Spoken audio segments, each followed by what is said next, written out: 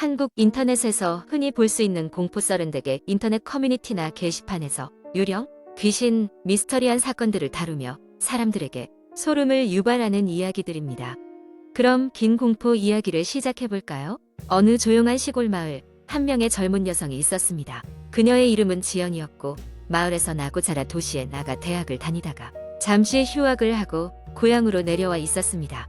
그녀의 마을은 광활한 숲과 아득하게 펼쳐진 논밭, 그리고 곳곳에 자리한 오래된 집들이 특징이었습니다. 마을 자체는 평화롭지만 이따금씩 사람들 사이에서 이상한 소문이 떠돌곤 했습니다. 그 소문의 중심에는 망자의 집이라 불리는 오래된 저택이 있었습니다. 저택은 숲 가장자리에 위치해 있었으며 마을 사람들 사이에서는 특별히 가까이 가지 말라는 금기시된 장소 중 하나였죠. 저택은 몇십 년 전부터 비어 있었고 이전 소유주가 불의의 사고로 세상을 떠난 이후로 그 누구도 집주인으로 들어가 본 적이 없습니다.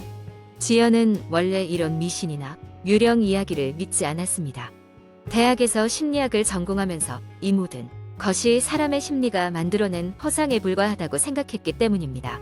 하지만 고향에 돌아와 시간을 보낼 곳이 필요했던 그녀는 어떤 날 친구들과 그 집을 탐험하기로 마음먹었습니다. 친구들은 처음에는 망설였지만 지연의 설득에 결국 동참하기로 했습니다. 그들은 해가 저물고 어둠이 깔리기 시작할 때쯤 집으로 향했습니다. 달빛 아래 드리워진 저택은 멀리서도 위압감을 주었습니다. 울창한 나무들 사이로 난 작은 길을 따라가자 저택이 조금씩 그 모습을 드러냈습니다. 지연과 친구들이 저택 입구에 도착했을 때 짧게 소름이 돋았지만 서로에게 용기를 북돋우며 문을 밀어 열고 들어갔습니다. 오래된 집은 예상대로 으스스하고 음산했습니다. 다락방으로 올라가는 나무 계단은 삐걱거렸고 벽지는 곳곳이 벗겨져 있었습니다. 전구는 깨져 있어 플래시라이트의 도움을 받아 주변을 둘러봐야 했습니다. 저택 내부를 탐험하던 중 지연은 한쪽 벽에 걸려있는 사진 한 장을 발견했습니다. 그 사진에는 행복해 보이는 가족의 모습이 담겨 있었습니다. 지연은 사진 속 인물들이 이 집의 옛 주인이라고 생각했습니다. 그녀는 사진을 자세히 살펴보던 중 이상한 점을 발견했습니다. 가족 중 누군가가 엷은 웃음을 띠고 있었는데 그 표정은 무언가 비정상적으로 보였던 것이죠. 사진을 내려다가 이내 그녀는 뒷걸음질을 쳤습니다. 잠시 후 친구가 이야기하던 도중 위층에서 무언가 떨어지는 듯한 소리가 들렸습니다. 모두가 긴장한 채 귀를 기울였습니다. 분명 위층에서 누군가의 발소리가 난 것 같았습니다. 그들은 조용히 발소리를 따라 다락방으로 올라갔습니다. 다락의 문을 열자 싸늘한 공기가 그들의 피부를 스쳤습니다.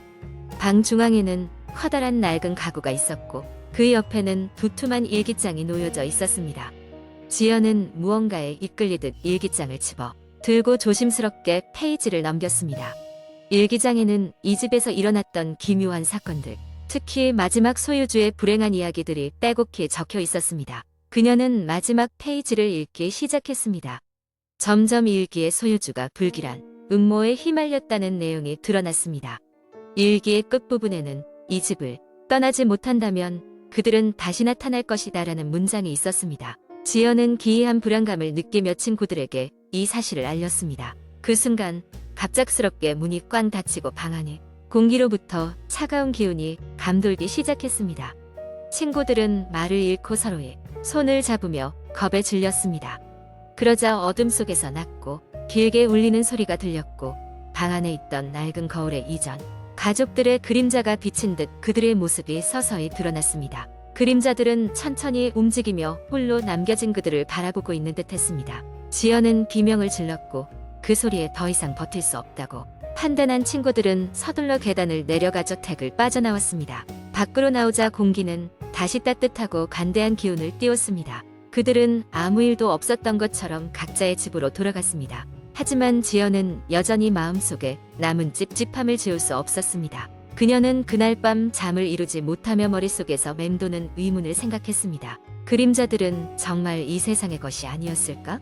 이 모든 경험이 단순한 착각이었던 것은 아닐까?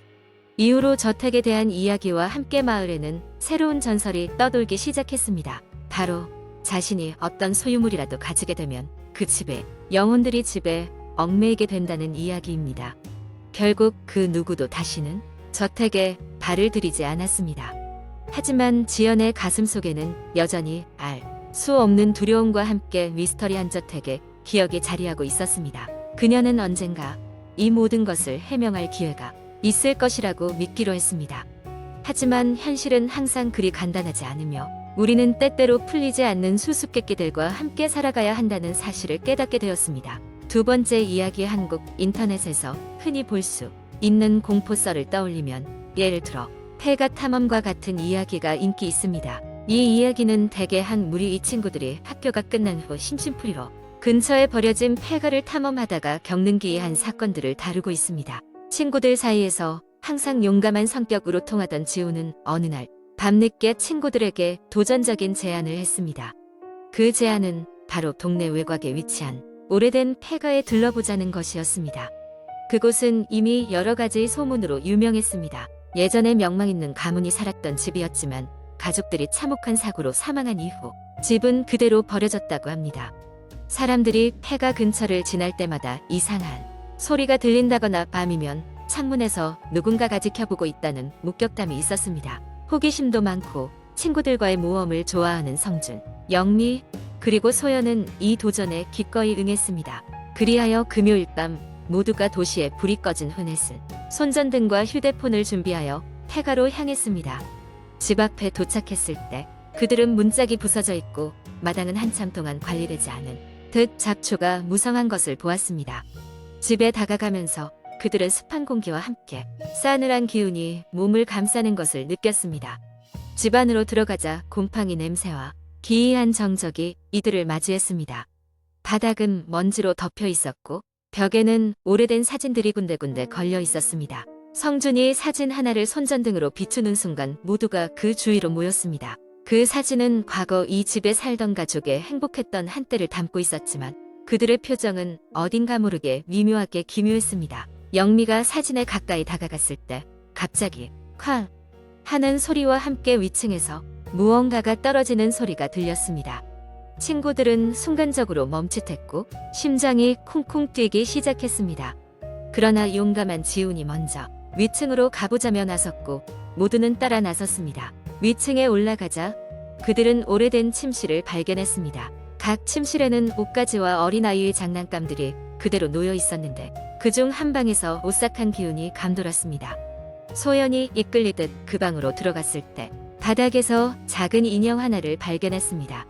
인형은 갖가지의 먼지 속에서도 깨끗하게 보존된 듯했고 미묘하게 미소를 짓고 있었습니다. 그 순간 방 안의 창문이 갑자기 크게 열리면서 차가운 바람이 방 안을 휘몰아쳤고 동시에 불빛이 깜빡이기 시작했습니다. 모두가 당황하고 겁에 질려 방을 나서려다 문이 꽝 닫히면서 나가는 길을 막아버리는 것이었습니다. 그 순간 평소 용기를 자랑하던 지훈도 당황했고 친구들 모두는 함께 문을 열기 위한 필사적인 노력을 시작했습니다. 그때 아주 희미하게 남아 누군가의 속삭임 같은 소리가 귓가에 들려왔습니다.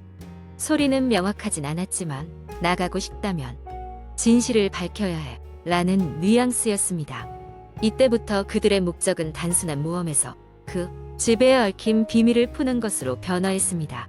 그들이 하나하나의 방을 탐색하며 발견한 단서는 가족의 죽음이 단순한 사고가 아니었음을 암시했습니다. 친구들이 각자의 추리를 이어가며 마침내 어딘가에 숨겨져 있던 오래된 일기장을 발견했습니다. 그 일기장에는 가족의 불행한 사건과 그들이 겪은 초자연적인 사건들이 기록되어 있었습니다. 결국 새벽이 다가올 무렵 그들은 진실을 밝히는 데 성공하였고 문은 자연스럽게 열리게 되었습니다. 폐가를 벗어나 도시로 돌아오는 길에 그들은 이번 경험을 통해 얻은 교훈과 서로 간의 우정에 대해 되새기게 되었습니다. 이후로도 그들은 한동안 폐가의 이야기를 떠올리며 서로를 격려하는 데 힘을 쏟았습니다. 이야기를 마치며 생각합니다. 때로는 호기심이 위험한 상황을 초래할 수 있지만 그 속에서 진실을 찾아가는 과정에서 얻게 되는 교훈은 평생 남을 수 있다는 것을 말입니다. 그러니 각자 조심하며 무모한 도전보다는 준비된 모험을 떠나는 것이 중요하겠죠. 세 번째 이야기. 나는 어릴 적부터 유난히도 남다른 감각을 가지고 있었다. 사람들이 보지 못하는 것을 보고 듣지 못하는 것을 들을 수 있는 능력. 하지만 나는 그 능력을 마냥 좋다고 생각하지 않았다. 그것은 때때로 나를 공포에 떨게 했고 이유를 알 수 없는 두려움, 속으로 나를 끌어들이곤 했다. 그날은 유난히도 더운 여름밤이었다. 방 안은 후텁지근했고 바깥에 찌는 듯한 열기도 창문 틈으로 스며들어왔다. 나는 더위를 피하기 위해 방을 나와 집 근처에 있는 작은 공원으로 향했다. 그곳은 항상 한적했고 사람들로 북적이지 않아서 나 혼자 생각을 정리하기에 좋은 장소였다. 공원에 도착했을 때 이미 시간은 자정을 넘어가고 있었다. 희미한 가로등 불빛이 길을 따라 늘어섰고 잔디밭에는 여름밤의 습기, 가득한 공기가 감돌았다. 나는 묘한 평화로움에 몸을 막히며 벤치에 앉았다. 그리고 어느 정도 시간이 흐른 뒤 무언가 이상한 느낌이 들기 시작했다. 갑작스레 주변의 온도가 뚝 떨어지더니 소름이 끼칠 정도로 차가운 바람이 불어왔다. 동시에 내 귀에 속삭이는 듯한 소리가 들렸다. 여기서 나가. 나는 주위를 둘러보았다. 하지만 예상대로 아무도 없었다. 단지 나뭇잎이 바람에 흔들릴 뿐. 그러나 그 소리는 점점 더 명확해졌고 나를 향한 경고처럼 느껴졌다. 나는 이 현상이 내 능력과 관련된 것임을 직감했고 불안감이 엄습해왔다. 그 순간 가로등 불빛이 깜빡거리며 꺼졌다 켜지더니 저 멀리서 실루엣 하나가 보였다. 키가 크고 마른 형체는 멀리서도 이질적으로 느껴졌다. 그 사람은 한 걸음 한 걸음 나에게 다가오고 있었다. 어둠 속에서 그 형체의 눈이 반짝였고 나는 알 수 없는 공포에 휩싸였다. 나는 재빨리 벤치에서 일어나 집으로 뛰기 시작했다. 하지만 아무리 빨리 뛰어도 그 실루엣은 내 뒤를 바짝 따라왔다. 심장이 터질 듯 뛰고 숨이 가빠웠다. 집에 도착해서 문을 잠그고 창문을 닫았지만 그 형체는 여전히 집 앞에 서 있었다. 그리고 나지막히 들리는 그 목소리. 넌 내 것이다.